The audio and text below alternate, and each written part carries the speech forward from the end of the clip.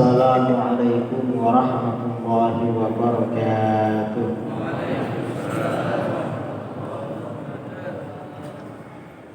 Bismillahirrahmanirrahim. Alhamdulillahi rabbil alamin. Wal 'aqibatu lil muttaqin. Wa la 'udwana illa 'alal zalimin. Asyhadu an la ilaha illallah wahdahu la syarika lahu wa asyhadu anna sayyidana Muhammadan 'abduhu wa rasuluh. Allahumma shalli ala sayyidina Muhammadin al-fatih lima ughliq wal khatim lima sabaqa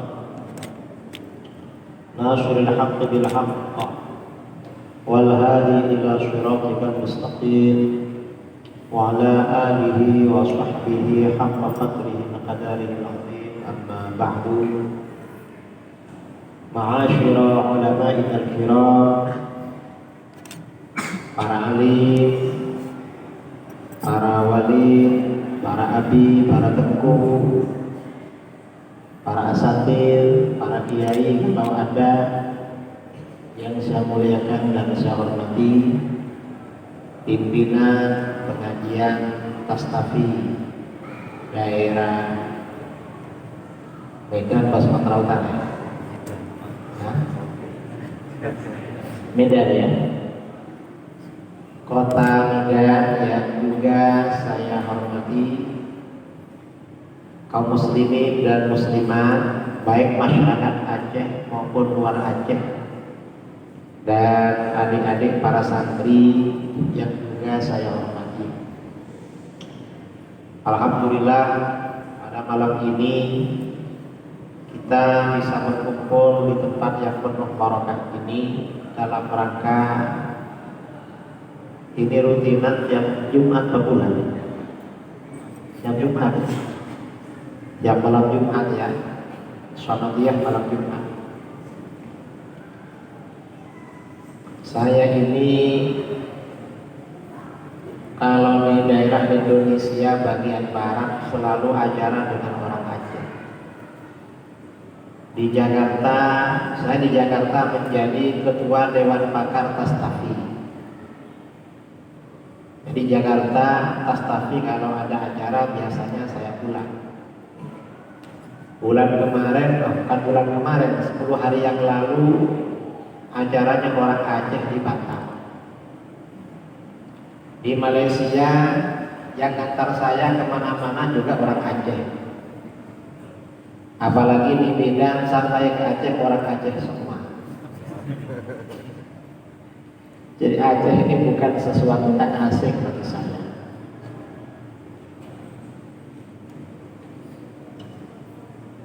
Nah, pada malam ini, pada malam Jumat, kita berkumpul setiap malam Jumat, tiap bulan acara Tastafi.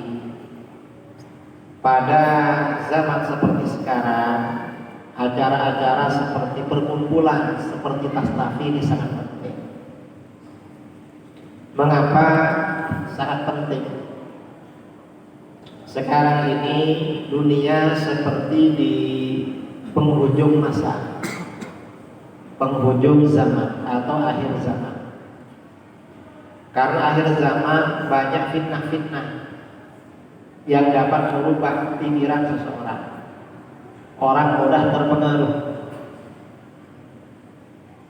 Dalam salah satu hadis riwayat Imam Ibnu Majah dari Abu Umamah Al-Bahili radhiyallahu anhu, Rasulullah SAW bersabda, sanakunu fitanun, akan terjadi banyak fitnah, akan terjadi banyak godaan, akan terjadi banyak musibah, banyak petaka. Ini petaka apa? Apakah petaka wabah, petaka tsunami? Bukan itu. Tapi ini musibah akidah. Akhir zaman ini yang paling bahaya adalah musibah tentang akidah, ajaran agama. Akibat dari fitnah-fitnah ini yumsir rajulu mu'minan wa yusbihu kafiran. Seseorang sore-sore masih beriman. Seseorang sore hari masih ahlus sunnah wal jamaah. Besok paginya berubah, ada yang berubah kafir, ada yang berubah murtad, ada yang berubah sesat, ada yang berubah macam-macam. Banyak perubahan-perubahan. Fitnah ini memang merusak terhadap pikiran seseorang, terhadap akidah seseorang. Tapi ada yang tidak rusak. Siapa yang tidak rusak? Di dalam hadis ini dikatakan illa man ahyallahu bil ilmi.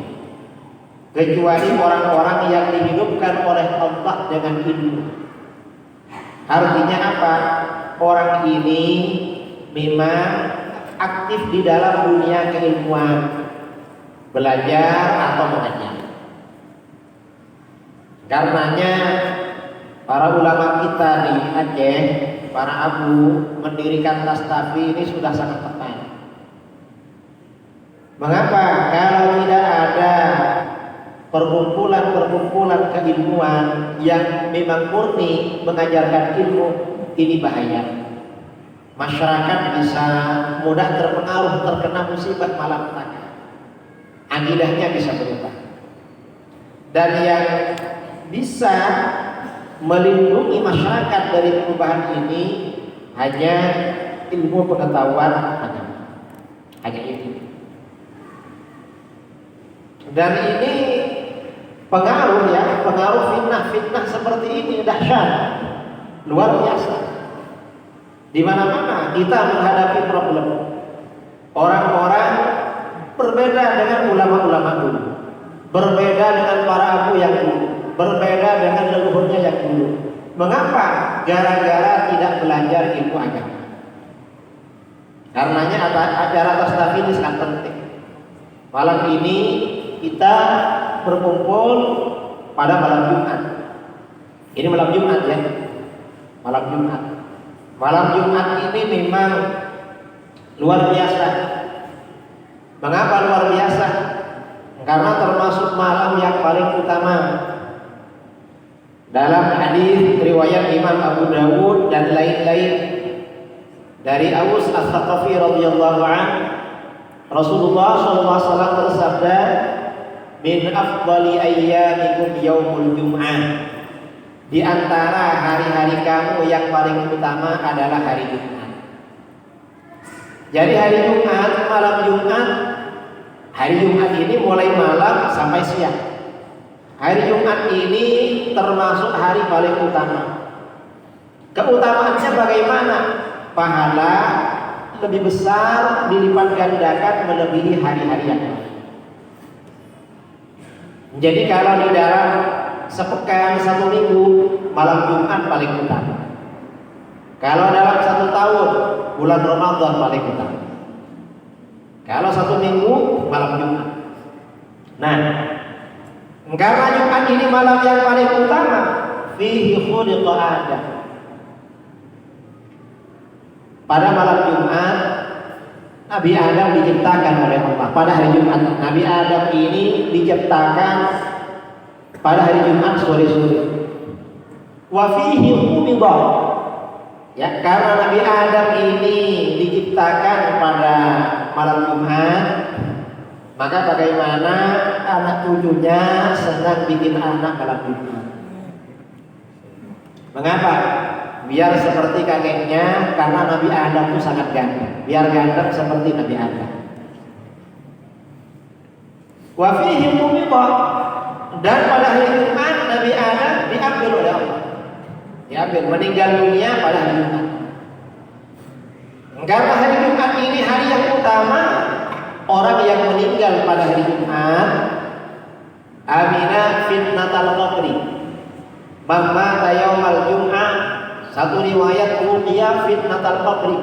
Oleh Allah dilindungi dari fitnah kubur. Lolos dari pertanyaan malaikat munkar nakir. Selamat, tidak diazab oleh Allah.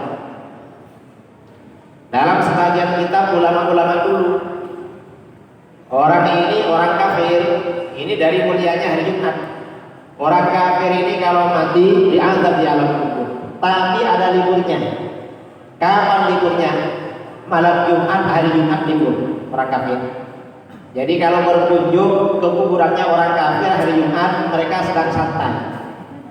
Karena libur, gak ada azab. Dalam setahun bulan Ramadan libur juga. Kalau orang beriman, orang Islam nakal, meninggal dunia diazab oleh Allah. Tapi tidak lama. Sebagian besar biasanya yang biasa, kecuali yang dosanya kelewat batas. Biasanya kata para ulama sampai hari Kamis, malam Jumat sudah libur sampai hari kiamat. Jadi kalau meninggalnya hari Sabtu dan nakal, banyak dosanya lumayan. Karena berarti 6 hari azabnya. Kalau meninggalnya hari Ahad 5 hari. Kalau hari Senin, Selasa, Rabu, Kamis 4 hari. Kalau hari Kamis ya sampai Jumat. Yang enak hari Jumat. Hari Jumat ini orang mukmin meninggal dunia hanya dijepit oleh kuburan, dijepit sampai remuk lalu kembali lagi. Ini hari Jumat, karena mulianya hari Jumat. Kemudian wafihi syaqah, pada hari Jumat ini tiupan sangkakala pertama. Wafihi nafkhah, dan pada hari Jumat tiupan sangkakala kedua. Besok hari kiamat ini pas hari Jumat, hari kiamat. Dan bangkit lagi dari alam kubur hari Jumat pula. Jadi memang hari Jumat. Kemudian karena hari Jumat ini luar biasa, apa pesan baginda Rasulullah SAW? Fa'akfiru minas salati alaihi fi. Perbanyaklah bersolawat kepadamu pada hari Jumat. Fa inna salatakum ma'rudatun alaihi. Karena solawat yang kalian baca diperlihatkan kepadaku. Kita baca solawat, Rasulullah memonitor. Rasulullah tahu, oh ini acara Samadiyah di Medan, ada sholawatnya. Rasulullah tahu, dimonitor. Para sahabat bertanya, kaifa tu'radu 'alaika shalatuna ya Rasulullah wa qad aradta ay wa qad balita? Gimana sholawat kami diperlihatkan pada engkau wahai Rasulullah? Engkau sudah rusak, sudah hancur. Apa jawaban Rasulullah? Rasulullah SAW menjawab, Innallaha, jadi Allah ini, Innallaha yuharrimu 'alal ardi an ta'kula ajsadal anbiya. Sesungguhnya Allah melarang tanah merusak jasad para nabi. Para nabi di alam kubur ini masih segar. Ini soal hari Jumat. Jadi memang malam Jumat ini malam yang luar biasa, karena malam yang paling utama.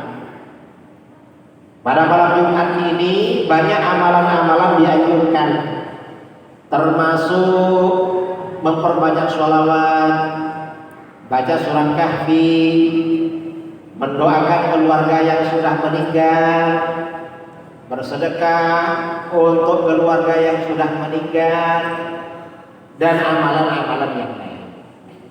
Dan ini penting terus disosialisasikan. Memang dulu ya, para ulama kita dulu, para ulama yang menyebarkan Islam, ini memang menyebarkan ajaran Islam melalui pengamalan. Hal-hal yang penting di dalam agama dan memang ada diterapkan kepada masyarakat. Ya cuma ya karena memang masyarakat dulu ini memang patuh kepada para ulama. Orang dulu disuruh begini oleh para ulama, ya sudah dilakukan. Itu kalau orang dulu. Gak banyak tanya, gak banyak gugat, gak banyak omong. Itu orang dulu. Pokoknya perintah para ulama siap laksanakan.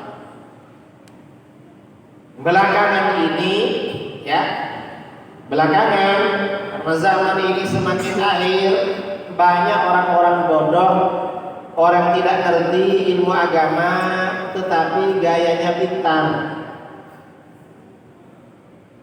menampilkan diri seakan pintar, lalu menggugat, menyalah-nyalahkan tradisi amalan ulama.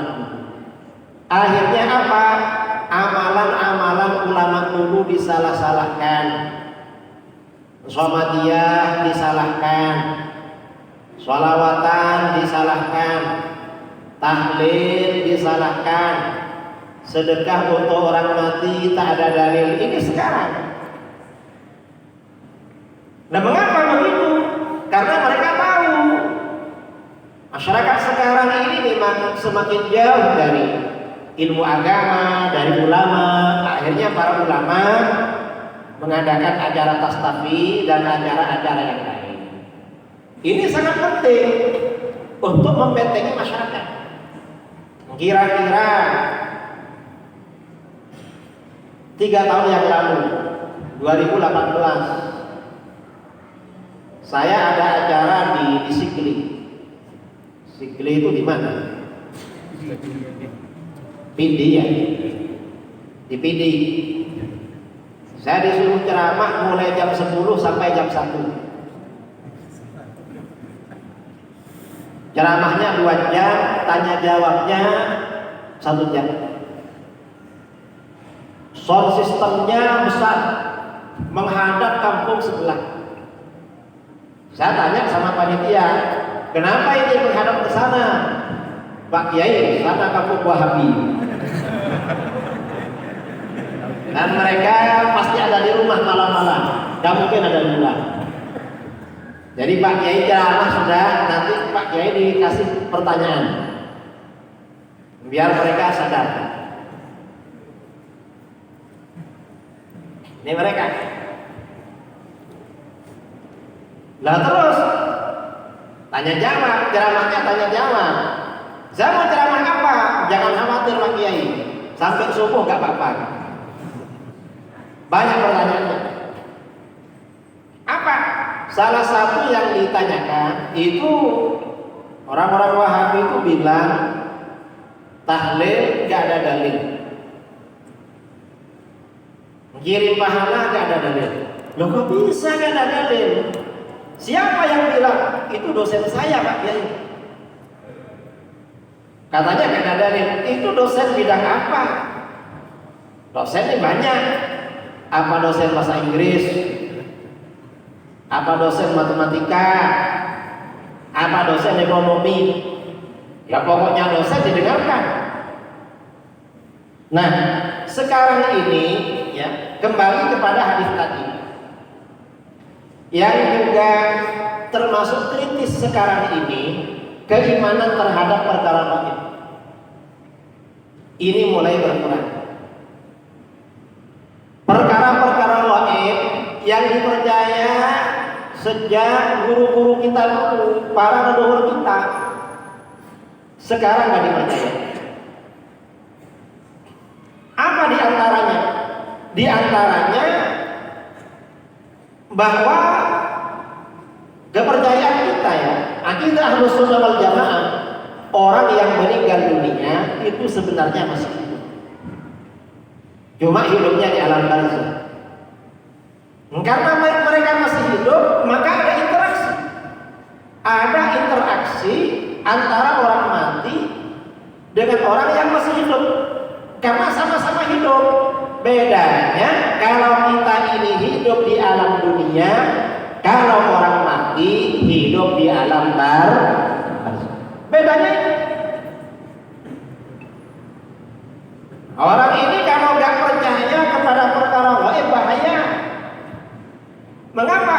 Pertanda tidak mendapat hidayah, nggak percaya kepada perkara gaib. Karena di dalam Al-Quran surat Baqarah Alif Lam Mim. Alif Lam Mim. Alif Lam Mim ini kalau dalam tafsir Jalalain tafsirannya Allahu a'lamu bi muradihi bidzalika. Alif Lam Mim ini yang mengerti, yang mengetahui maksudnya hanya Allah, kita nggak tahu. Lalu dzalikal kitabu la raiba fihi. Itulah kita, Al-Quran itu kita. La raiba fihi, tidak ada keraguan bahwa Al-Quran ini benar-benar datang dari Allah. Gak ada keraguan, Al-Quran memang benar-benar datang dari Allah. Hudal lil muttaqin. Al-Quran ini petunjuk bagi orang-orang yang bertakwa. Kalau tidak bertakwa, gak bisa mendapat petunjuk dari Al-Quran. Karena Al-Quran ini hanya petunjuk bagi orang-orang yang bertakwa. Mengapa gak bisa? Karena gak mau pada Al-Quran. Nah, orang-orang yang bertakwa itu siapa? Dalam ayat ini diterangkan alladzina yu'minuna bil ghaib wa yuqimuna sholata wa mimma razaqnahum yunfiqun. Orang-orang yang bertakwa itu yang pertama alladzina yu'minuna bil ghaibi, yaitu orang-orang yang beriman kepada perkara gaib. Apa perkara gaib? Perkara yang tidak kelihatan mata, perkara yang tidak kedengaran telinga, perkara yang tidak dapat dirasa.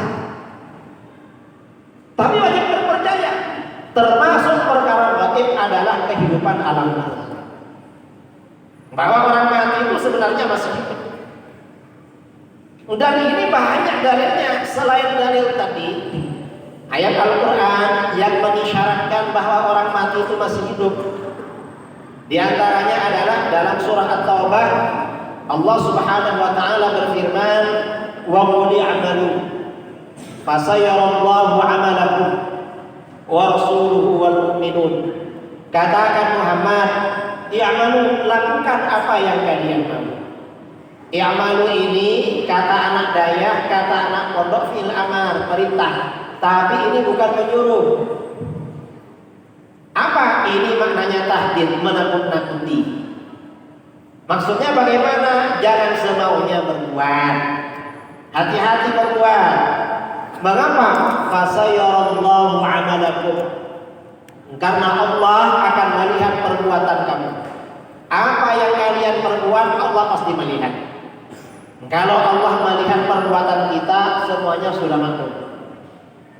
Kemudian wa rasuluhu, Rasul juga melihat perbuatan kamu. Rasul melihat. Kalau tadi hadis yang disebutkan tadi yang kita bicarakan, Rasul memonitor sholawat kita. Ini Rasulullah mengetahui perbuatan kita. Wal mu'minun, dan orang-orang yang beriman. Orang beriman mengetahui perbuatan kita. Ada pertanyaan, Rasulullah ini mengetahui perbuatan kita, apakah berlaku ketika Rasulullah masih hidup atau berlaku sampai sekarang? Kata para ulama, berlaku sampai sekarang. Rasulullah memonitor. Karenanya ketika menafsirkan ayat ini dalam sebagian kitab-kitab tafsir, misalnya tafsir Ibnu Katsir, Imam Ibnu Katsir menyampaikan hadis dari Anas bin Malik radhiyallahu anhu, riwayat Al-Bazzar, Rasulullah SAW bersabda, hayati khairun lakum tuhditsuna wa yuhdatsu lakum. Kehidupanku lebih baik bagi kalian. Sabda Rasulullah, saya ini hidup baik buat kalian. Mengapa baik?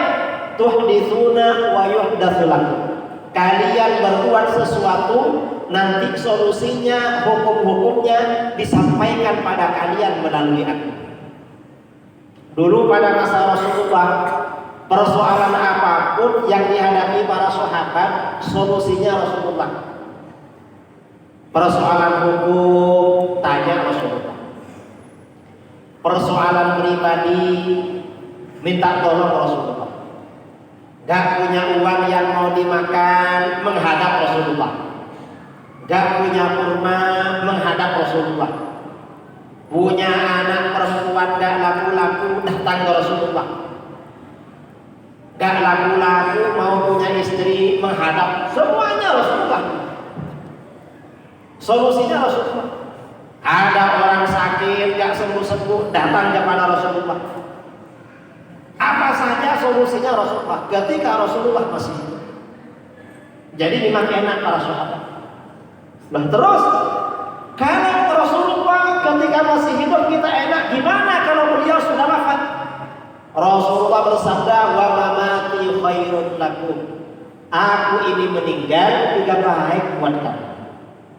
Rasulullah walaupun wafat meninggal baik pula buat kamu. Mengapa? Tu'radu alayya a'malukum. Amal perbuatan kalian diperlihatkan kepada. Jadi apa yang kita lakukan Rasulullah lihat. Dimonitor oleh Rasulullah. Mungkin ada yang bertanya, gimana ya Rasulullah di Madinah? Kita di Medan. Ini kalau dulu mungkin pantas pertanyaan ini, sekarang nggak perlu. Mengapa? Sekarang ini sudah ada live streaming, ada YouTube, ada Facebook. Kita bikin acara di sini, live streaming, seluruh dunia memonitor apa yang kita lakukan. Ini luar biasa. Fa in ra'aytu khairan hamidullah azza wa jalla. Kalau aku lihat perbuatan kalian baik, aku memuji kepada Allah. Alhamdulillah umatku ini bikin acara pengajian. Wa in ra'aytu ghaira dzalik, kalau yang aku lihat bukan kebaikan, sebaliknya istaghfartu lakum. Aku doakan kalian diampuni oleh Allah. Ini dari baiknya Rasulullah SAW kepada kita. Ada seorang ulama Hanafiyah, seorang ulama mazhab Hanafi, pada abad ke-5 Hijriah, ditanya oleh putrinya, anaknya perempuan, ya apa? Orang kalau muntah batal wudunya apa enggak? Kalau mazhab Syafi'i tidak batal, karena beliau Hanafi menjawab sesuai mazhabnya. Ya, kalau muntah batal apa enggak? Kata ayahnya batal. Malamnya begitu tidur bermimpi didatangi baginda Rasulullah SAW. Rasulullah bersabda, hei, enggak batal. Yang batal itu kalau muntahnya penuh satu mulut. Kalau cuma dikit enggak batal. Bangun, dibuka di kitabnya, ternyata betul yang di dalamnya. Akhirnya apa? Kata beliau, berarti setiap ada ulama berfatwa Rasulullah tahu. Setiap ada ustaz, ada tengku, ada ahli ceramah Rasulullah tahu. Karenanya hati-hati ceramah. Rasulullah tahu. Cuma karena yang bersangkutan orang soleh langsung ditegur. Kalau yang nakal-nakal gak ditegur. Jarang baca sholawat gak ditegur. Karena beliau orang soleh ditegur lah Rasulullah. Diingatkan. Akhirnya sejak saat itu beliau kalau ditanya oleh orang, ditanya hukum, buka kitab dulu, takut ditegur. Jadi Rasulullah itu memonitor, ada dimonitor oleh Rasulullah. Nah, dan banyak ya para ulama dulu menghadapi kejadian-kejadian seperti itu dimonitor Rasulullah. Ada yang kena musibah. Dan seorang ulama, ini cerita lagi, namanya Imam Yaqub bin Sufyan Al-Fasawi. Imam Yaqub bin Sufyan Al-Fasawi ini seorang ulama ahli hadis abad ketiga Hijriah, hafal ratusan ribu hadis. Beliau satu masa dengan Imam Muslim, Imam Abu Dawud, Imam Bukhari, satu masa. Nah, suatu ketika beliau mengembara mundok. Dulu itu kalau mundok ke Dayah gak dikirim, berangkat dari rumahnya bawa bekal, nanti kira-kira akan habis pulang. Kalau sekarang kan dikirim, kiriman belum habis sudah telepon, maaf tinggal sekian. Kan begitu anak-anak pondok sekarang ini. Belum habis sudah kasih peringatan, dikiranya yang di rumah lupa, padahal ingat terus. Ini sekarang. Nah, sampai di suatu negeri jauh dari kampung halamannya, bekalnya hampir habis. Imam Yaqub ini. Sementara di situ ada ulama besar yang senior. Karena bekalnya hampir habis, maka bagaimana? Beliau belajar di force. Kalau siang ngaji terus sama gurunya, ngaji. Kalau malam nggak tidur, mencatat hasil ngaji sehari. Berhari-hari gak tidur siang malam tanpa istirahat. karena mengejar waktu mau segera pulang. Dapat beberapa malam ketika beliau mencatat hadis-hadis Rasulullah SAW, tiba-tiba kedua matanya keluar air mata, dan setelah itu beliau tidak melihat menjadi buta. Akhirnya menangis, ya Allah, saya ini buta. Gimana ini? Bekal hampir habis, kampung halaman jauh, buta, gimana ini? Risau, beliau risau, sedih, susah, buta. Dan yang paling beliau khawatirkan, ini kalau buta, saya gak bisa mencatat hadis-hadis Rasulullah SAW, gak bisa menyebarkan. Akhirnya beliau pingsan. Dan pada waktu pingsan, tidak sadar, bermimpi didatangi baginda Rasulullah SAW. Dalam mimpinya Rasulullah bertanya, ya Bu, kamu ada apa menangis? Rasulullah, saya ini buta, bekal hampir habis, kampung halaman juga jauh, dan yang lebih saya risaukan, kalau saya buta, saya gak bisa mencatat dan gak bisa menyebarkan hadis-hadismu. Ini yang bikin saya risau. Lalu dalam mimpi itu Rasulullah SAW baca sesuatu, bacaan itu ditiupkan pada kedua mata Imam Yakub.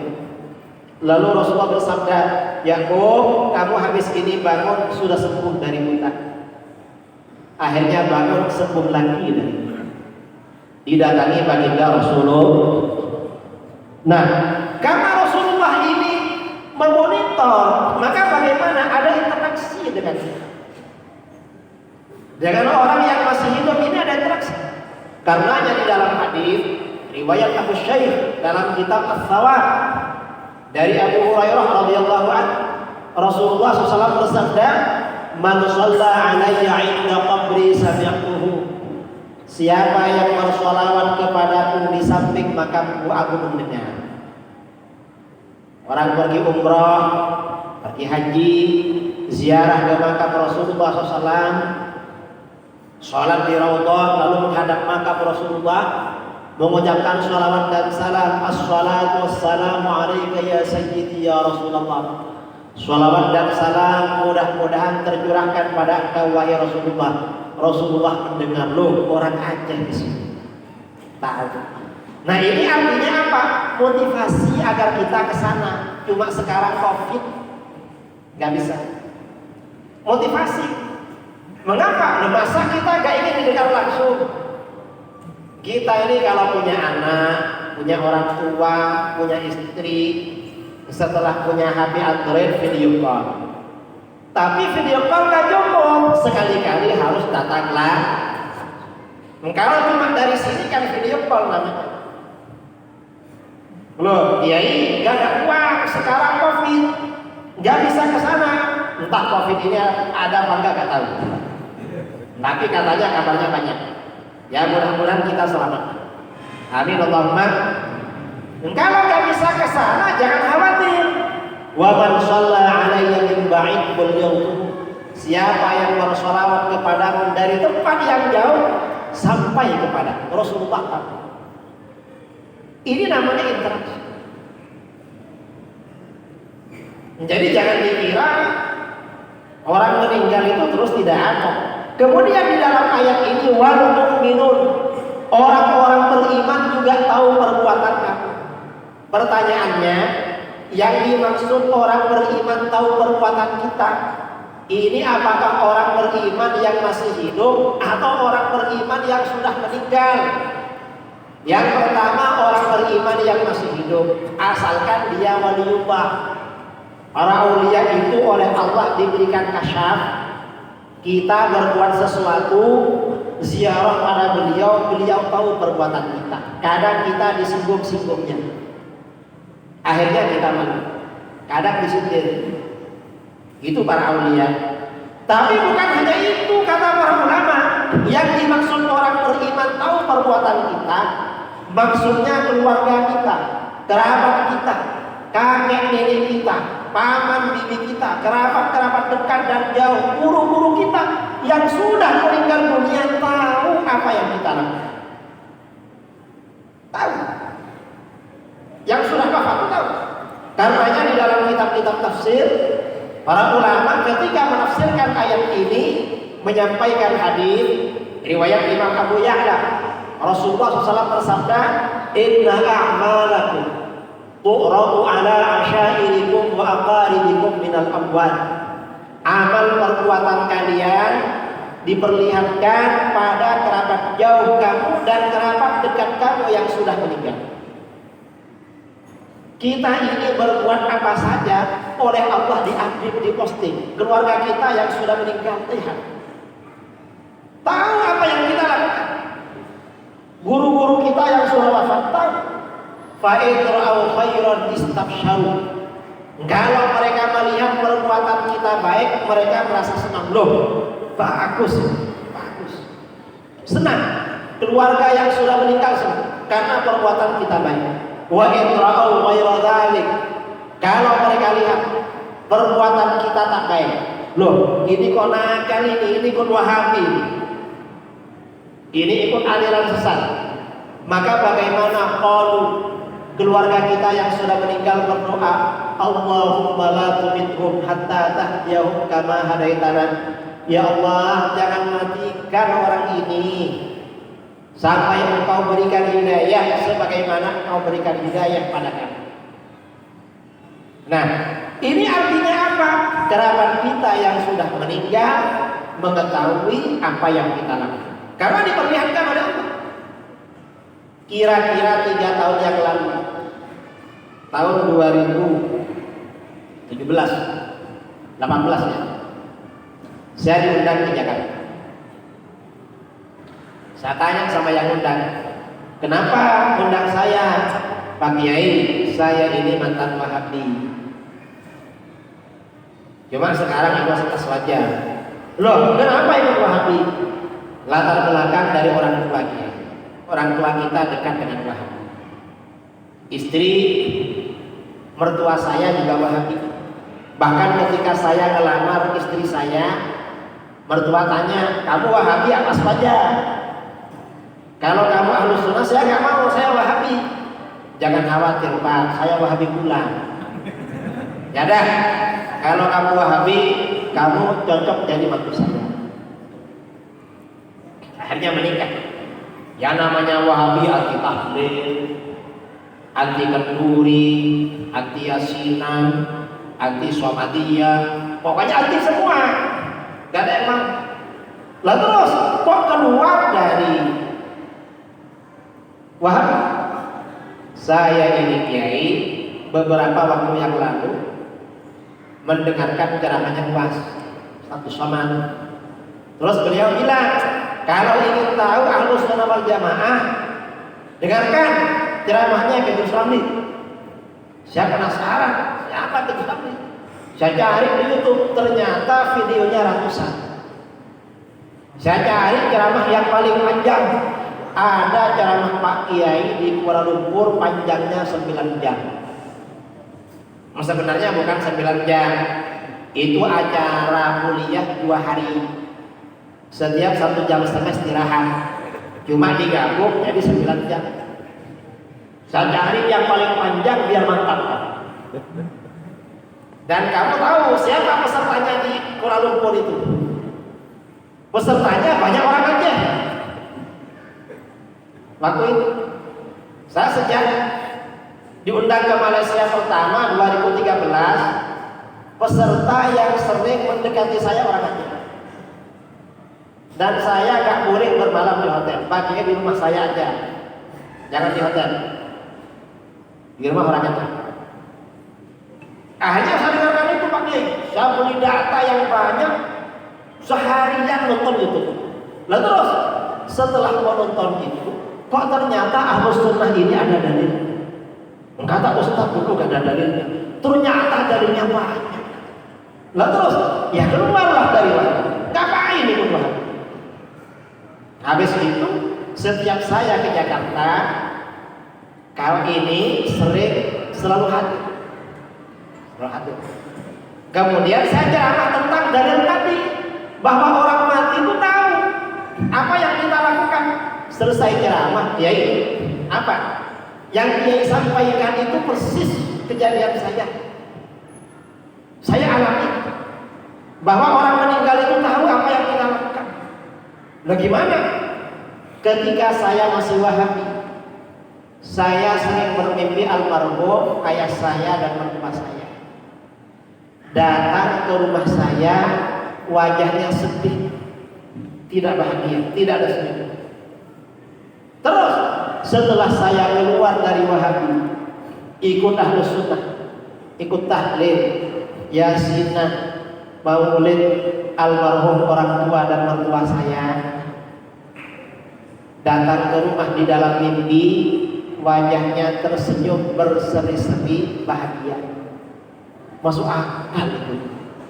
Nah ini artinya apa? Antara orang mati dengan orang yang masih hidup itu ada interaksi. Karenanya kita ada ziarah kubur, ada ziarah. Mengapa ada ziarah kubur?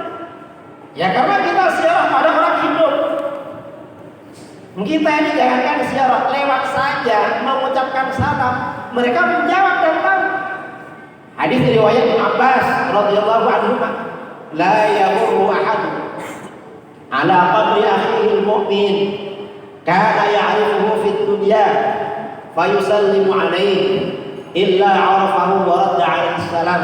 Tidaklah salah seorang kamu melewati makam saudaramu yang beriman, yang kenal ketika di dunia, lalu kamu ucapkan salam, assalamualaikum, kecuali yang bersangkutan tahu kenal sama kamu dan membalas salam. Kita ini ziarah ke makam kawan, makam sahabat, makam guru, makam keluarga, mengucapkan salam, tahu dan membalas salam kita. Loh, ini bagus. Ada pertanyaan, kok gak pernah dengar balasan mereka? Ya mereka memang di alam barzakh, bukan di alam dunia. Kira-kira kalau saudara-saudara dikasih pilihan waktu ziarah kubur antara mendengar jawaban mereka dengan gak mendengar, kira-kira pilih yang mana?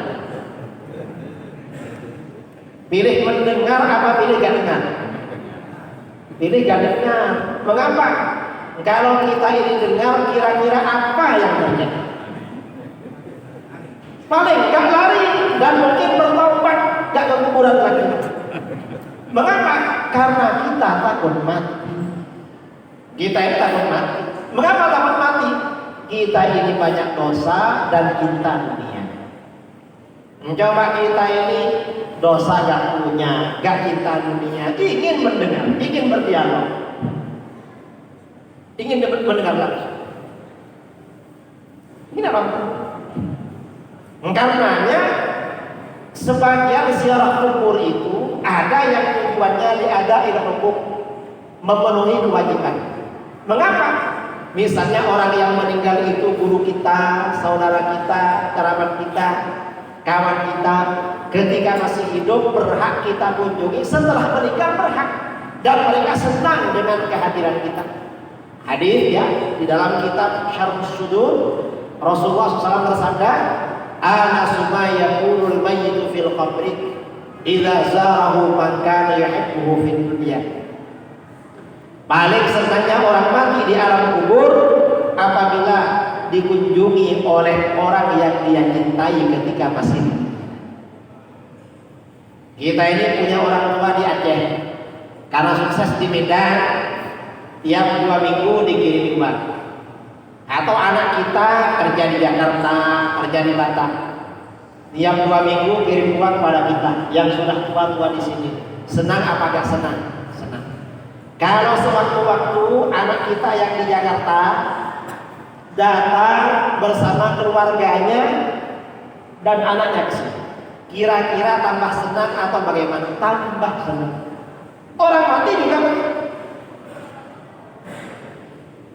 Ini namanya interaksi antara orang mati dengan orang yang hidup. Karena orang yang meninggal itu masih hidup, ya masih hidup, maka bagaimana bisa terjadi tolong menolong timbal balik? orang yang masih hidup mendoakan orang mati, orang yang mati mendoakan yang masih hidup. Yang sudah mati kalau mendoakan dirinya tidak diterima oleh Allah. Tapi kalau mendoakan yang masih hidup diterima. Yang masih hidup mendoakan dirinya angin juga kadang-kadang repot diterima. Mengapa? Selain karena kurang khusyuk, ya banyak maksiat. Tapi kalau mendoakan orang yang sudah meninggal langsung diterima. Karenanya kita ini ada tahlil, ada sedekah, ada ini. Itu jangan dikira gak ada dalilnya, karena yang kita kirimi orang hidup. Dan itu sampai, buktinya sampai. Tadi kita akan kirim doa yang kita kirim gak pernah kembali. Ya bukan itu sebenarnya, ya memang sampai. Ini sebenarnya ya jawaban akal-akal, tapi gak apa-apa. Kan memang gak kembali. Tapi sampai memang. Sampai. Entah kembali pada acara yang disini. Pak Kiai, mana dalil tahlilah? Katanya gak ada. Kalau yang dimaksud dalil tahlil itu dalil bacaan somadiyah, bacaan tahlil. Itu banyak dalilnya. Karena itu mendoakan orang mati. Dalam Al-Quran, Imam Nawawi dalam kitab Riyadhus Shalihin, dalam kitab Riyadhus Shalihin ada bab doa 'anil mayyit was shadaqati 'anhu, anjuran mendoakan orang mati dan sedekah untuk orang mati. Dalil yang disampaikan pertama, qala Allah Ta'ala berfirman, walladzina ja'u min ba'dihim yaquluna rabbana ighfir lana wa li ikhwanina alladzina sabaquna bil iman. Orang-orang yang datang sesudah mereka, artinya orang yang masih hidup, selalu berkata, wahai Tuhan kami, ampunilah kami dan saudara-saudara kami yang telah mendahului kami membawa iman. Dalam ayat ini Allah memuji orang-orang yang mendoakan orang mati. Berarti mendoakan orang mati itu dipuji oleh Allah. Berarti mendoakan orang mati hukumnya sunnah. Berarti somadiyah dan tahlil hukumnya sunnah. Karena mendoakan orang mati oleh Allah dipuji. Datang orang Wahabi, loh itu kan mendoakan. Lah terus apa gak cukup sholat jenazah? Gak cukup. Mengapa gak cukup? Karena di dalam ayat ini menggunakan kalimat, menggunakan lafaz yaquluna. Yaquluna ini kata anak-anak Dayak disebut silaf fi'il mudhari'. Fi'il mudhari' itu kata para ulama maknanya istimrar tajaddudi, terus menerus dan selalu dilakukan. Artinya apa? Mendoakan orang mati, motivasinya, spiritnya terus menerus kita lakukan sampai kita juga mati. Jadi terus Wahabi tanya lagi, itu kan mendoakan. Loh terus kita ini kalau sholatiyah tahlil baca zikir. Loh memangnya zikir bukan doa? Zikir itu termasuk doa. Coba baca dalam Sahih Bukhari, Sahih Muslim. Banyak kitab-kitab hadis bahwa la ilaha illallah itu doa. Doa itu kata Rasulullah SAW, la ilaha illallah subhanaka inni kuntu minadh dhalimin. Doa juga. Doa semua. Jangan dikira bukan doa, berarti doa dia. Zikir itu artinya doa. Bukan cuma Allahumma doa, walaupun zikir juga doa. Jangan dikira zikir bukan doa. Nabi Musa minta, ya Allah, Nabi Musa berdoa pada Allah. Hadis riwayat Imam Nasai. Ya Allah, saya minta doa yang belum pernah engkau berikan kepada siapapun. Minta amalan khusus. Jadi orang minta amalan khusus itu bukan cuma sekarang. Nabi Musa aja minta amalan khusus. Kadang-kadang orang ketemu kiai minta amalan. Amalan apa? Kira-kira yang khusus. Nabi Musa aja minta, apalagi orang sekarang. Musa. Akhirnya oleh Allah disuruh baca la ilaha illallah. Loh, ya Allah, kok dikasih ini? Kan semua orang membaca la ilaha illallah. Ini bukan khusus.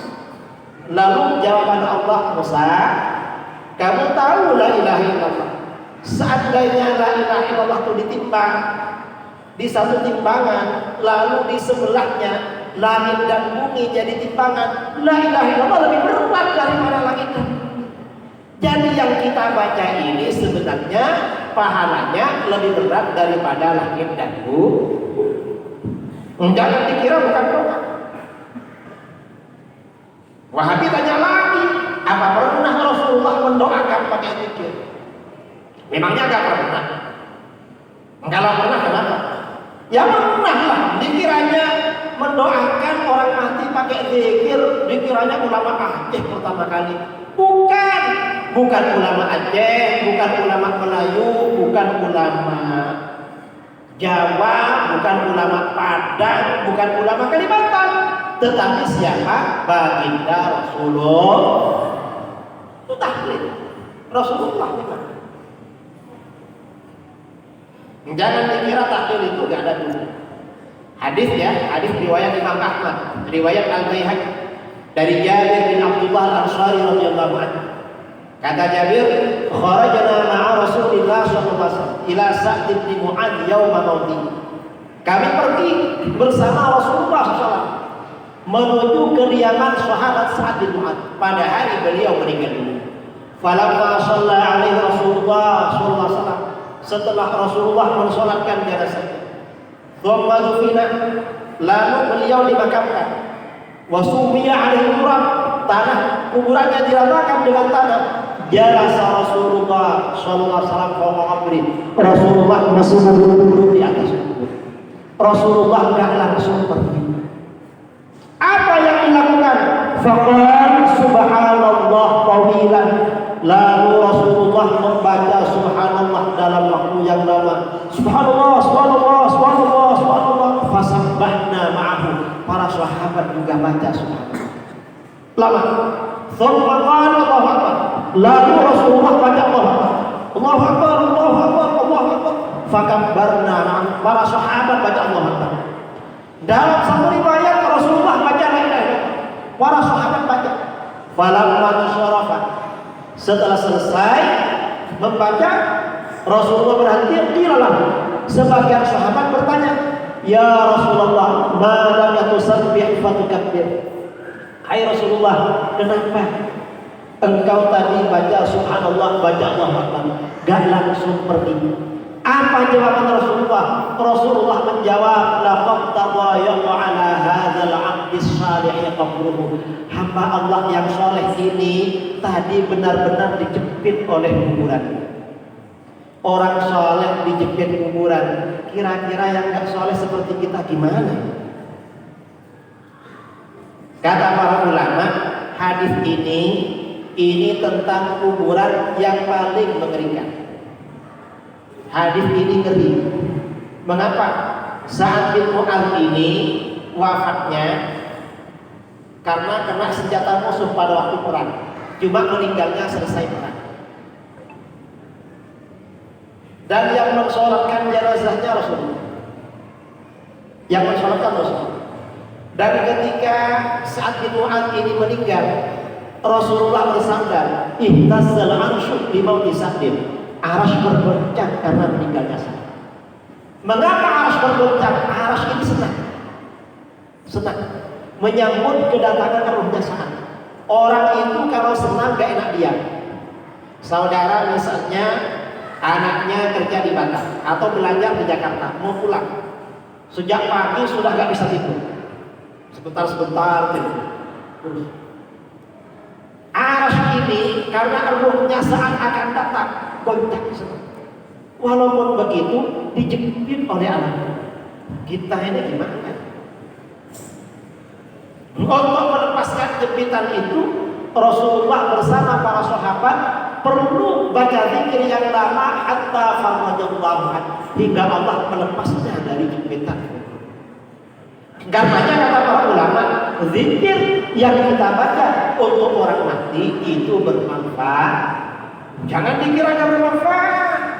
Karenanya tahlil Samadiyah Yasinan untuk orang mati yang bagus di kuburan nih kan, yang bagus. Setelah baca talqin langsung dibacakan. Mengapa? Kalau dijepit biar gak lama-lama. Kalau diazab ya biar ringan atau dikurangi. Cuma kita ini kan, kalau ada keluarga meninggal, ada tetangga meninggal, sejak pagi kan sudah datang. Lalu jam 8, jam 9 diantar di kuburan. Habis itu kita kerja. Karena sudah ditunggu relasi, yang ngajar ditunggu muridnya, macam-macam. Nanti tahlilnya kalau di Aceh di Medan jam berapa? Isya atau maghrib? Habis Isya. Kalau dikubur jam 10, tahlilnya jam 8. Menunggu bantuan berapa lama? Mana gak ada bantuan?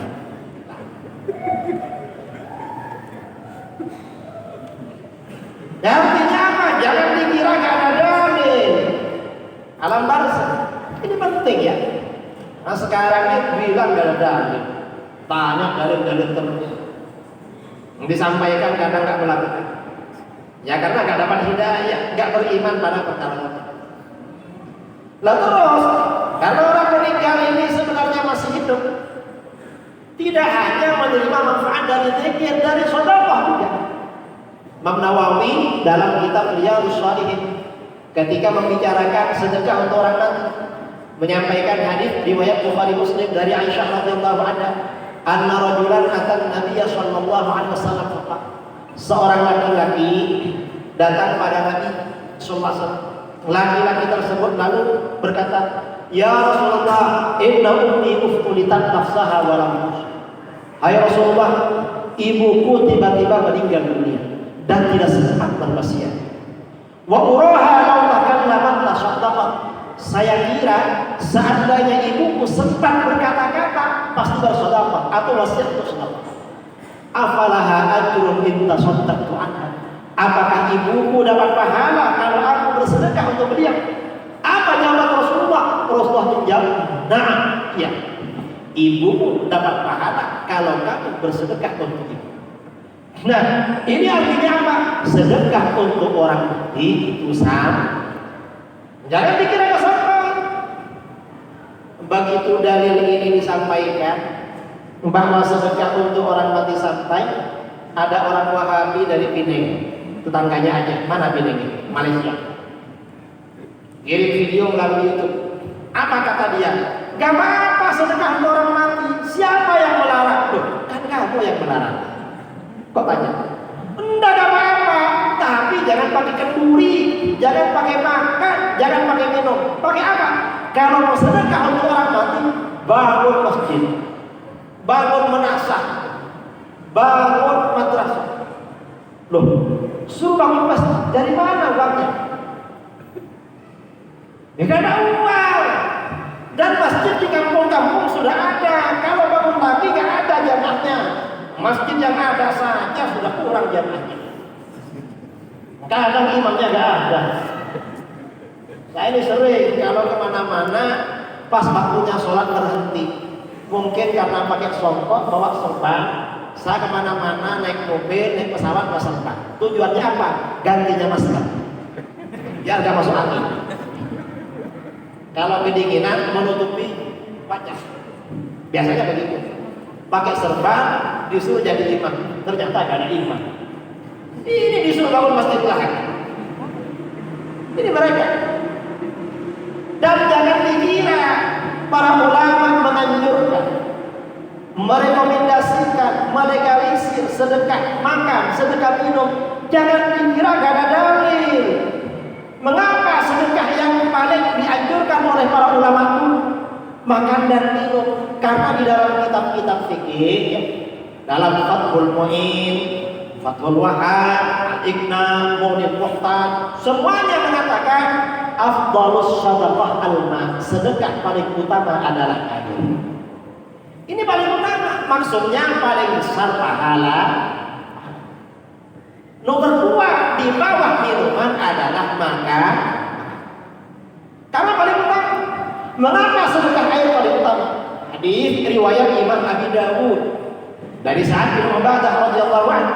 Sa'ad bertanya, "Ya Rasulullah, ayyu shadaqati a'jabu ilaik?" Hai Rasulullah, sedekah apa yang paling engkau senangi? Paling besar pahalanya, mengantar masuk surga. Apa jawaban Rasulullah? Rasulullah jawabannya simpel, al-ma'. Ini paling disenangi. Mengapa air paling disenangi? Air ini paling banyak dibutuhkan. Habis makan minum air, sambil merokok minum air, minum obat pakai air, bangun tidur minum air, apapun minum air, sambil ceramah minum air.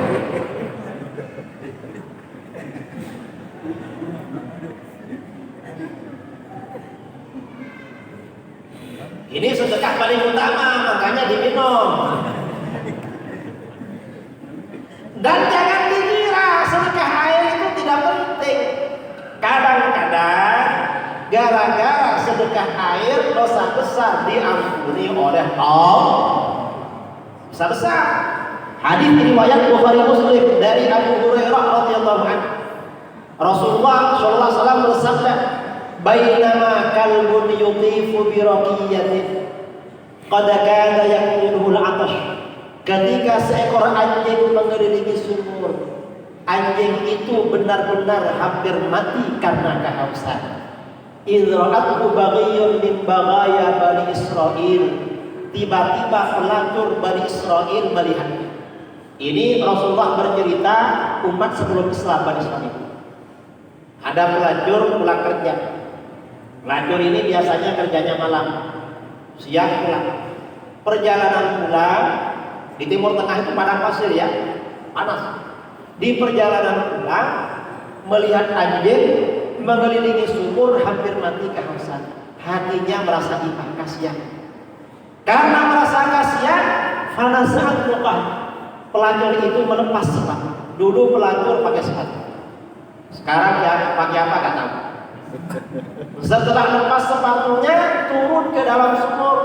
Dulu sumur itu gak pakai timba, gak pakai tali, tapi pakai tangga. Karena peradaban belum sampai ke timba. Turun ke bawah. Sekarang timba gak ada sudah. Sumur ini pakai apa sekarang? Pakai dak, pakai salju. Dia turun ke bawah, ambil air pakai sepatunya. Fasaqat biha. Lalu dia kasih minum anjing itu dengan sepatunya. Selesai kasih minum anjing, pulang ke rumahnya, lama-lama mati. Apa yang terjadi? Gara-gara ngasih minum anjing, faghfira laha bihi, Allah ampuni dosanya sebagai pelacur. Padahal yang dikasih minum adalah air. Ngasih minum anjing pahalanya seperti itu. Apalagi kalau yang dikasih minum adalah manusia. Walaqad karramna bani Adam. Sungguh benar-benar kami muliakan anak cucu Adam, makhluk yang dimuliakan oleh Allah. Apalagi manusianya orang Islam, apalagi Islamnya Ahlus Sunnah wal tambah mantap. Padahal cuma kasih minum air. Pernah kasih minum anjing? Pernah? Gak pernah. Kira-kira kalau ada anjing menghampiri, diambilkan air apa cari batu? Kira-kira aja. Padahal anjingnya haus. Kata para ulama, berdasarkan hadis ini, orang ngasih minum hewan, ngasih makan hewan, orang ternak ayam, ternak kambing, ternak sapi, punya kucing, kasih makan, kasih minum, mengurangi dosa. Karenanya kalau banyak dosanya, yang banyak ayam. Padahal hewan, apalagi ternak manusia. Jadi seorang ayah ngasih makan anaknya, ngasih makan istrinya, dikurangi dosa. Karenanya kalau banyak dosanya, yang banyak anak. Masih banyak lagi dosanya, tambah istri. Mengapa? Untuk mengurangi dosa. Istrinya tanya, apa kawin lagi? Saya ini banyak dosa deh. Katanya kalau menafkahi kamu dosa dikurangi. Kalau cuma kamu yang kurangi kapan habisnya? Ini berarti suaminya ahlus sunnah wal.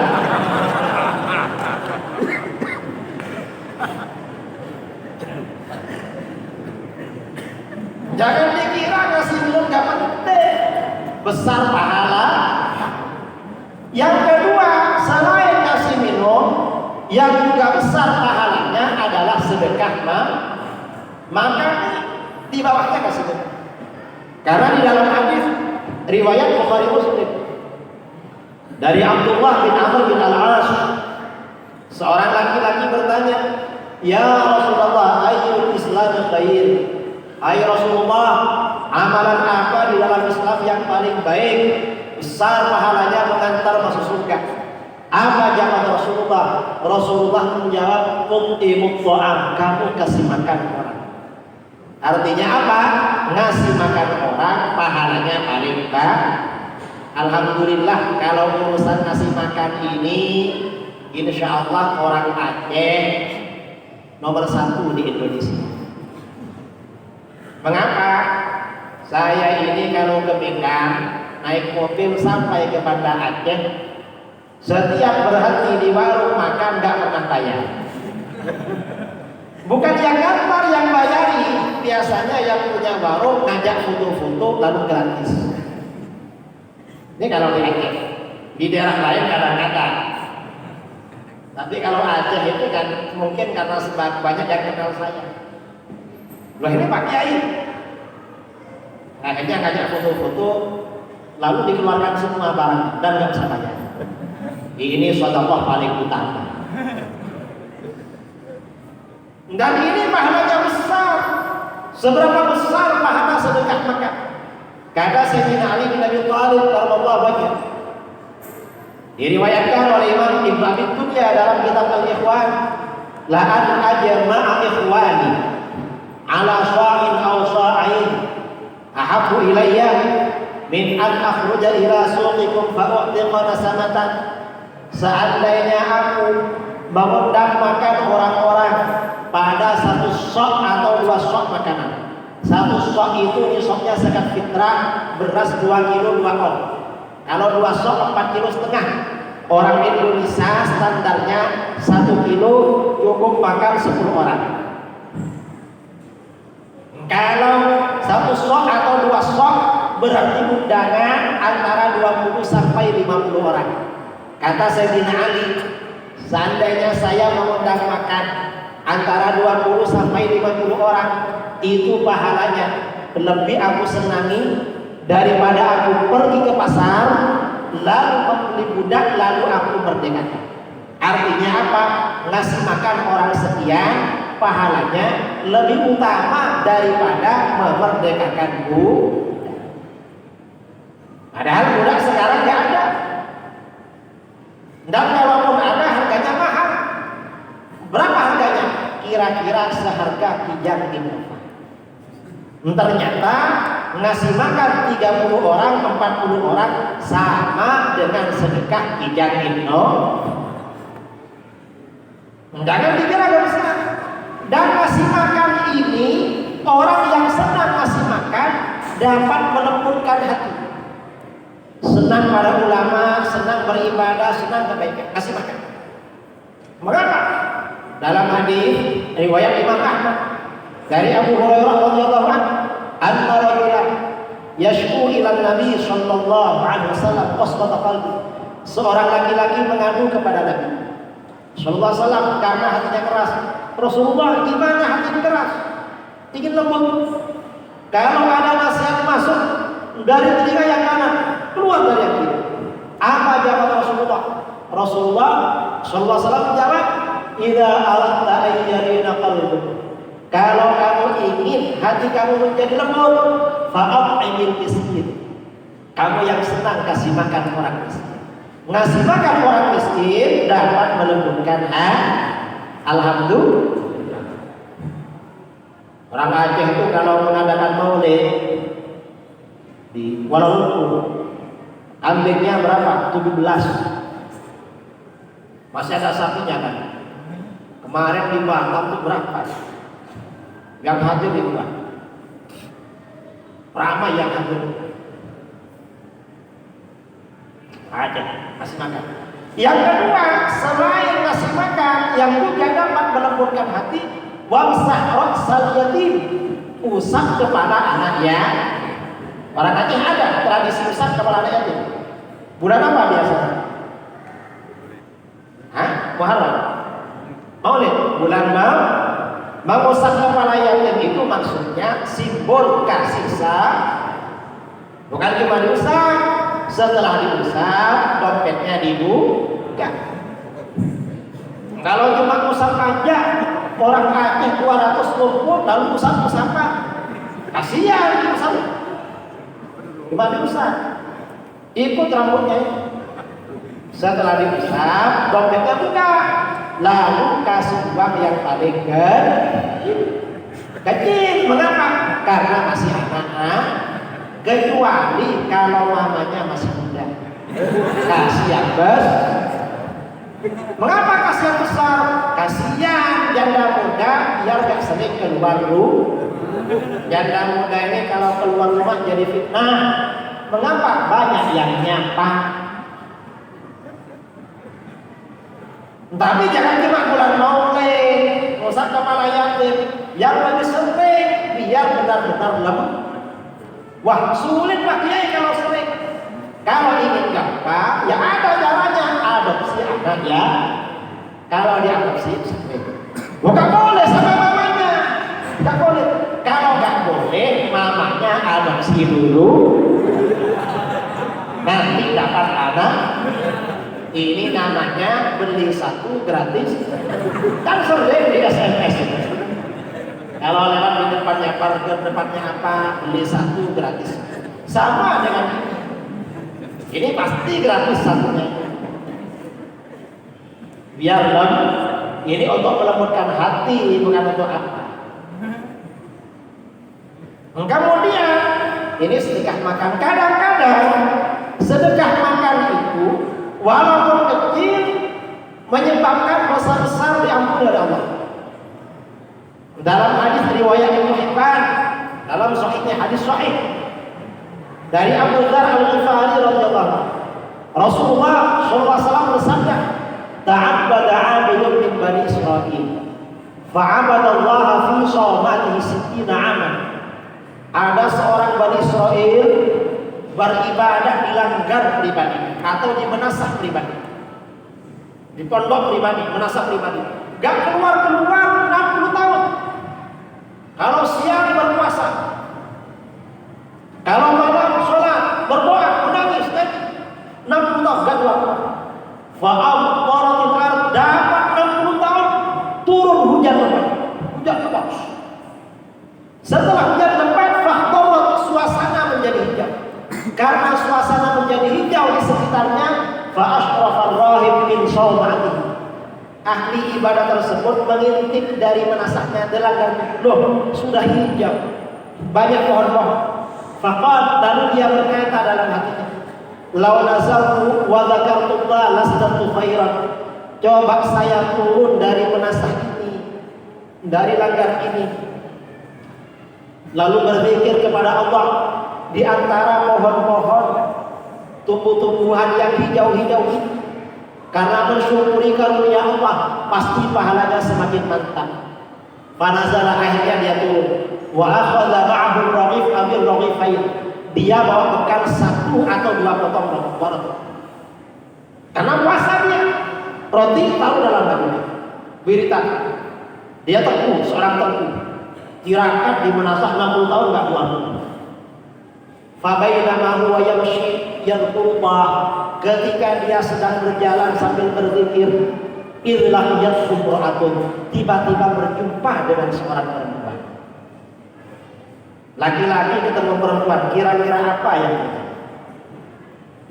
Namanya laki-laki ketemu perempuan, maka bagaimana? Fala zala yukallimuha wa tukallimu. Dia terus berbicara, saling menyapa. Awalnya menyapa, siapa? Saya Tengku. Akhirnya setelah saling menyapa, kenalan, siapa namamu? Oh, nama saya ini. Kamu? Saya Tengku Fulan. Setelah kenalan, syarik, tukar-menukar pengalaman. Setelah tukar-menukar pengalaman, lalu curhat, berbagi curahan hati. Setelah berbagi curahan hati, akhirnya sayang-sayangan. Setelah sayang-sayangan, farasya, tidak tahan oleh godaan syaitan, akhirnya berzina. Padahal kirakan 60 tahun, tergoda sama perempuan, apalagi gak pernah kira. Kalau sama lawan jenis gak mandang siapa. Ini sudah puasa 60 tahun ini, malah puasa waktu itu berzina. Setelah berzina, orang ini menyesal, merasa malu, takut pada Allah. Ibadah 60 tahun gak keluar-keluar, kenapa begitu keluar berzina? Pingsan dia, pingsan. Setelah siuman, cari air mau mandi. Gak jauh dari situ ada genangan air, mandilah dia di situ. Baginya dia mandi. Ya Allah, dosa besar. Ketika sedang mandi, ilja sa'ilun, tiba-tiba datang seorang pengemis. Tengku minta uang. Minta uangnya untuk apa uang? Belum makan Tengku. Belum makan dia, belum makan. Kamu belum makan dia. Itu di baju saya adalah dihampirinya kan. Setelah dihampiri, ternyata rotinya ada dua. Berapa Tengku? Ambil aja. Itu kedua-duanya untuk kamu. Dimakannya roti. Selesai mandi, pakai baju, ahli ibadah ini meninggal. Begitu meninggal dunia, dua malaikat datang. Satunya malaikat surga, satunya malaikat neraka. Kata malaikat surga, ini saya bawa ke surga. Karena orang ini beribadah 60 tahun gak keluar-keluar, pantas masuk surga. Kata malaikat neraka, ini saya makan neraka. Karena tadi berzina, orang berzina pantas masuk neraka. Karena dua malaikat ini rebutan, akhirnya ditimbang. Ibadah 60 tahun ditimbang dengan dosa zina satu kali. Begitu ditimbang, ternyata dosa zinanya lebih berat sekali. Ibadahnya menjadi ringan hangus. Zina satu kali menghapus pahala ibadah siang malam 60 tahun. Kata malaikat neraka, saya ini ke neraka. Lalu kata malaikat surga, sebentar. Apa? Tadi sebelum meninggal, orang ini sedekah roti 2 potong. Coba timbang lagi. Timbang lagi. Ibadah 60 tahun. Dosa zina 1 kali. Diindek, ditambah dengan roti 2 potong. Begitu ditambah roti 2 potong, subhanallah, apa yang terjadi? Berat sekali. Zinanya menjadi ringan, diampuni oleh Allah. Padahal rotinya cuma 2 potong. Orang Aceh kalau tahlil rotinya berapa potong? Bukan rotinya 2 potong, tetapi kambingnya 2 potong. Pakai kambing apa ayam? Terserahlah.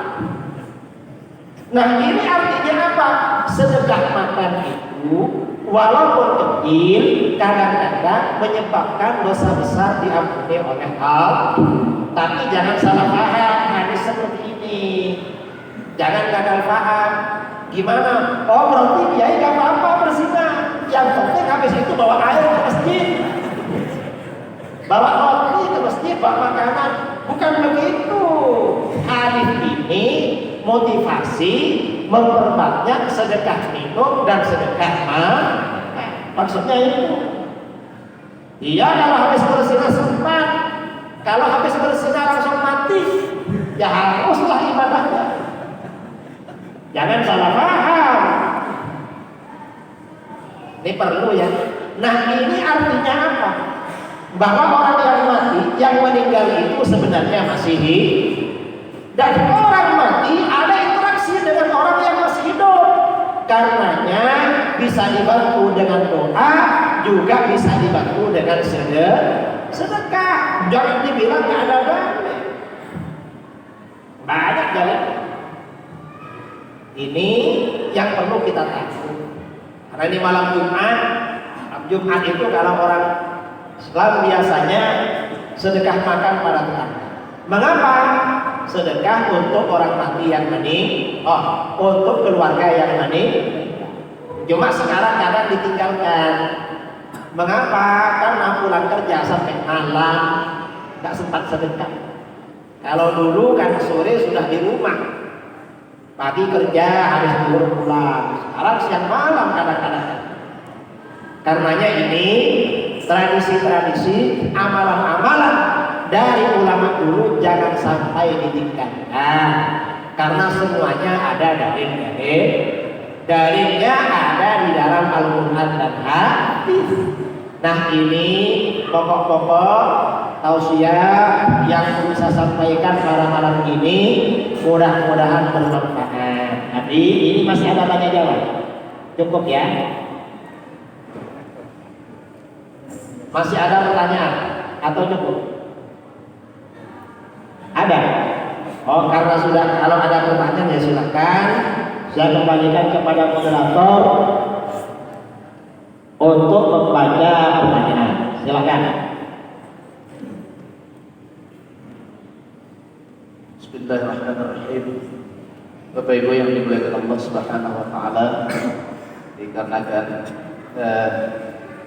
kita kiai kita, waktu kita juga yang sudah lampau larut, maka beberapa pertanyaan kami pikir kami bacakan aja 2-3 pertanyaan untuk menghindari banyaknya pertanyaan sehingga lampau larut. Kita yang baru datang tadi ya, insya Allah dapat mungkin untuk stamina besok dapat beristirahat dengan nyaman. Baik Bapak Ibu yang dimuliakan Allah Subhanahu wa taala, ini ada pertanyaan dari jamaah yang disampaikan. Selama ini banyak akidah-akidah atau pemahaman yang diimpor dari luar negeri untuk menjaga keselamatan akidah kita swajah ini.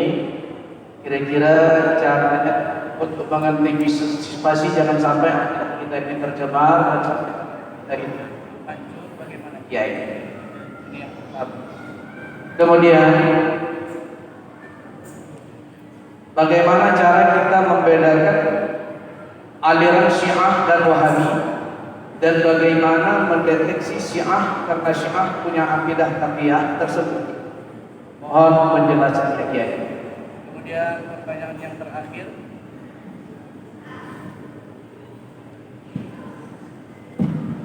kemudian pertanyaan yang ketiga, bagaimana pendapat kiai masalah sholat tarawih 8 rakaat yang selama ini dijalankan di banyak masjid, terutama di Medan ini, bahkan sekarang ini mungkin sudah mewabah sampai ke daerah kita di daerah Aceh.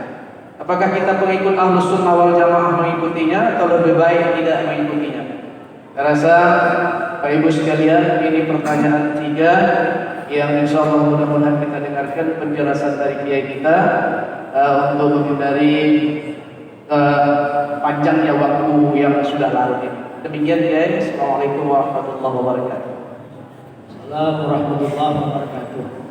Pertanyaan pertama, bagaimana kiat-kiat agar kita selamat dari pemikiran-pemikiran, akidah-akidah yang keluar dari Ahlus Sunnah wal Jamaah? Kalau untuk generasi anak-anak kita, maka bagaimana satu-satunya cara anak-anak kita masukkan daya, masukkan pondok. Tapi tidak semua pondok, karena pondok sekarang sudah beda dengan dulu. Kalau dulu yang namanya dayak dan pondok pasti Ahlus Sunnah wal Jamaah. Mazhab fikihnya Syafi'i, akidahnya Asy'ari, orangnya Sufi. Pondok dipilih juga kalau sekarang, karena Wahabi bikin pondok, Syiah bikin pondok semua sekarang. Dan di Aceh pondok Wahabi sudah banyak, dulu ada 6, sekarang ada berapa ya? Enggaknya sudah lebih dari 6 sekarang ya. Jadi kita ya harus kembali kepada dulu. Kalau di Medan ini pondoknya orang Aceh, tempatnya Diwan, terus tempatnya Teguh Fahmi, terus di mana lagi? Hah? Ada 3 ya? Hah? Di Belawan. Di Belawan ada berapa? Ya ada di orang-orang Aceh. Terus kemudian pondok-pondoknya Al-Wasliyah, itu juga Al-Sunnah. Jadi dipilih-pilihlah. Itu untuk menjaga, karena biasanya anak-anak kita ini kalau sudah masuk pondok atau masuk daya, rajin berzikir, rajin berjamaah, ngaji kitab, gak gampang percaya, gak mudah ditipu. Kalau gak masuk pondok ya susah. Ya kalau sudah tua, sudah gak bisa pondok, ya ini ikut organisasi Ahlus Sunnah. Paling enggak yang Astafi. Yang Astafi biasanya kan cuma 2 kan ya orang Aceh. Astafi aja dengan yang lain. Itu pertanyaan pertama. Yang kedua, bagaimana cara mendeteksi Syiah dan Wahabi? Kalau Wahabi ini gampang cara mendeteksi. Bagaimana Wahabi ini gak mau tahlil, gak mau maulid, gak mau Samadiyah, gak mau kenduri, gak mau ziarah kubur, apalagi gak mau baca kunut kalau di Indonesia, gak mau jahar basmalah, ya pokoknya itu berarti Wahabi. Di antaranya, kalau Syiah cara mendeteksi bagaimana? Syiah ini biasanya gak sholat Jumat. Orang Syiah di Indonesia biasanya gak sholat Jumat. Mengapa? Karena menurut Syiah sholat Jumat gak wajib. Di Batam, di mana, di Jakarta gak sholat Jumat biasanya. Dan mereka gak ngaku kalau Syiah. Itu cara mendeteksi ibadahnya. Dan sholat 5 waktu itu dijamak, walaupun di rumah. Zuhur gabung asar, maghrib gabung isya. Jadi waktunya 3. Itu cara mendeteksi. Cara mendeteksi sehari-hari amalannya seperti itu. Ya kalau pemikirannya beda dengan kita. Syiah ini gak mau kepada sahabat, mereka hanya mau kepada Sayyidina Abu Bakar, Sayyidina Umar, Sayyidina Utsman, mereka gak mau. Ini cara deteksinya. Dan Syiah ini suka kawin mut'ah, nikah mut'ah, suka. Termasuk Syiah yang di Medan suka mut'ah, katanya, tapi saya nggak tahu sendiri. Saya dulu pernah debat dengan Syiah di mana itu? Tahun 2014 di Kusu. Hari Sabtu debat dengan Syiah di Kusu. Terus hari Senin kecelakaan di Siantar. Tapi bukan karena Syiah, kecelakaan biasa. Saya yang kecelakaan waktu itu. Itu cara mendeteksi Syiah. Gampanglah mendeteksi Syiah itu ya, banyak caranya. Ya, pokoknya ibadahnya nakal. Karena menurut Syiah, mengapa rajin nikah mut'ah? Kata Syiah, orang nikah mut'ah itu pahalanya besar, lebih besar daripada majlis zikir Samadiyah. Syiah. Kalau kita ini majlis zikir, mereka nikah mut'ah ibadah. Kemudian pertanyaan ketiga, bagaimana sholat tarawih yang 8? Kalau dia tarawihnya 8 rakaat 4-4, itu bukan tarawih namanya. Mengapa? Karena tarawih itu jamak, beberapa istirahat. Kan cuma sekali istirahatnya. Kalau 4-4. Kalau 2-2-2-2. 8 rakaat. Bagaimana? Ya tidak afdal. Karena sholat tarawih itu yang afdal berapa? 20 rakaat ditambah 3 witir. Mengapa? Ahlus Sunnah, Syafi'i, Imam Hanafi, Imam Hambali, imam-imam yang lain, tarawih itu afdalnya 20 rakaat. Kata beliau, disebutkan oleh Imam Tirmidzi dalam sunannya, karena 20 rakaat ini yang berlaku pada masa Khulafaur Rasyidin. Alasannya itu, kita sholat tarawih 20 rakaat mengikuti yang berlaku pada masa Khulafaur Rasyidin. Itu dalilnya. Kalau yang 8 ini baru, ini Wahabi modern, Syekh Albani. Syekh Albani ini bukan hanya tarawih, sholat malam lebih dari 11 rakaat haram hukumnya. Padahal Rasulullah pernah sholat 13 rakaat. Rasulullah ada riwayat 15 rakaat. Ada yang paling tinggi Rasulullah berapa? 17 atau 16? Diharapkan sama Albani. Padahal sejak ulama salaf, sejak masa Khalifah Umar, tarawih 23. Masa umat Islam sejak masanya Khulafaur Rasyidin haram semua? Gak masuk akal itu. Dan ini orang-orang Wahabi di Indonesia ikut. Kadang-kadang yang Ahlus Sunnah berduka. Mengapa? Ingin yang cepat, biar praktis. Ya gak apa-apa sebenarnya sholat 8 rakaat 22, tapi harus diakui bahwa yang 23 itu masih lebih afdal. Harus mengakui itu. Gak apa-apa. Cuma masih lebih baik yang 23. Gak apa-apa sebenarnya. Oh enggak tarawih juga gak apa-apa. Itu barang sunnah. Cuma yang paling afdal memang 23. Itu aja sebenarnya.